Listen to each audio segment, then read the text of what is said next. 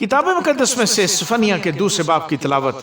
ऐ बेहया कौम जमा हो इससे पहले कि तकदीर इलाही जाहिर हो और वो दिन भुस की मानद जाता रहे और खुदा उनका कहर शदीद तुम पर नाजल हो और उसके गज़ब का दिन तुम पर आ पहुँचे।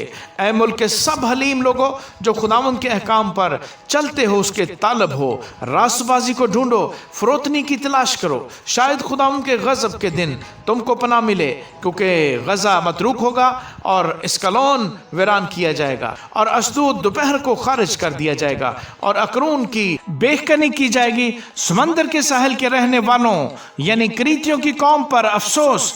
ऐ किनान फलस्तियों की सरजमीन, खुदा उनका कलाम तेरे खिलाफ है, मैं तुझे नेस्त और नाबूद करूंगा यहाँ तक कि कोई बसने वाला न रहे। और समंदर के साहिल चरागाहें होंगे जिनमें चरवाहों की झोंपड़ियाँ और भेड़ खाने होंगे और वही साहिल यहूदा के घराने के बकिए के लिए होंगे, वो उनमें चराया करेंगे।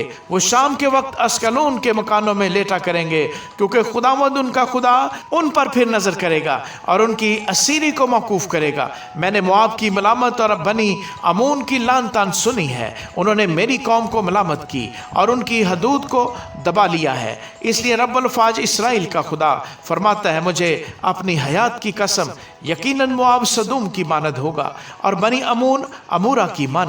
वो पुरखार और नमकजार और अब्दुल्लाबाद बर्बाद रहेंगे। मेरे लोगों का बकिया उनको गारत करेगा और मेरी कौम के बाकी लोग उनके वारिस होंगे।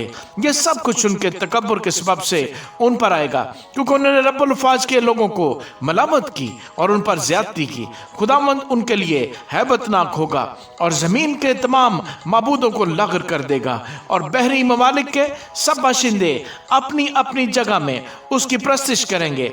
ऐ कूश के बाशिंदो, तुम भी मेरी तलवार से मारे जाओगे। और वो शिमाल की तरफ अपना हाथ बढ़ाएगा और असूर को नेस्त करेगा और नैनवा को वीरान और बियाबान की मानिंद खुश कर देगा और जंगली जानवर उसमें लेटेंगे और हर किस्म के हैवान हवासिल और खारपुश्त उसके सतूनों के सिरों पर मकाम करेंगे।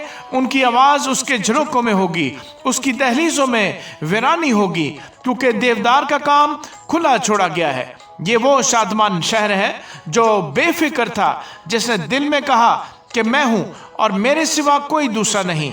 वो कैसा वीरान हुआ, हैवानों के बैठने की जगह, हर एक जो उधर से गुजरेगा सुस्कारेगा और हाथ हिलाएगा। आमीन।